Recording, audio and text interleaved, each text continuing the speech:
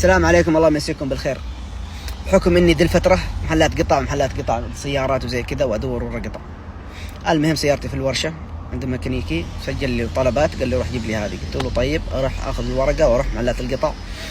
قلت له اعطني القطع هذا، طبعا هذا الرابع، قد مريت قبله ثلاثة، هذا الرابع. قلت له ابغى القطع هذه. طقطق في الجهاز، يقول ما هي عنده. يقول ادق على فرعنا في جدة، يقول لي مستحيل تحصل. قلت له طيب دق على فرعكم في جدة، انتظر 3 أيام 4 أيام ما في مشكلة. دق على واحد، المهم على انه في جدة.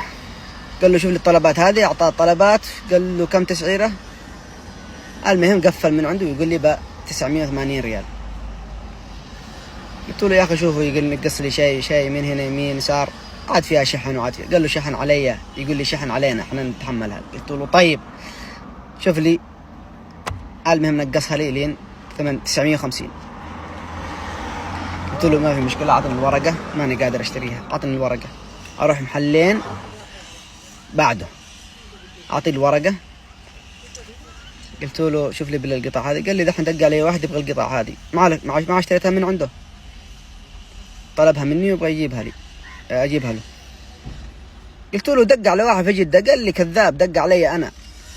شوف النصبة كيف، دق علي انا يقول. قلت له بكم قلت له؟ قال له ب 650 ريال. وبعد ما دق عليك مرة ثانية نزلت لك 50، يقول 600 ريال. يعني شوف في النصبة وين وصلن. ناس ما تخاف الله يا أخي، تبغون فلوس بس، وتقول لي طلبية وانت تطلبها محل جنبك، تقول لي من جدة، تقطعني 2 3 أيام. لو انك قلت لي بكرة تعال تيجي تحصلها كان مبلعن.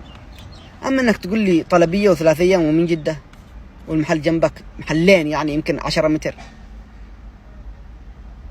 والله حرام عليكم.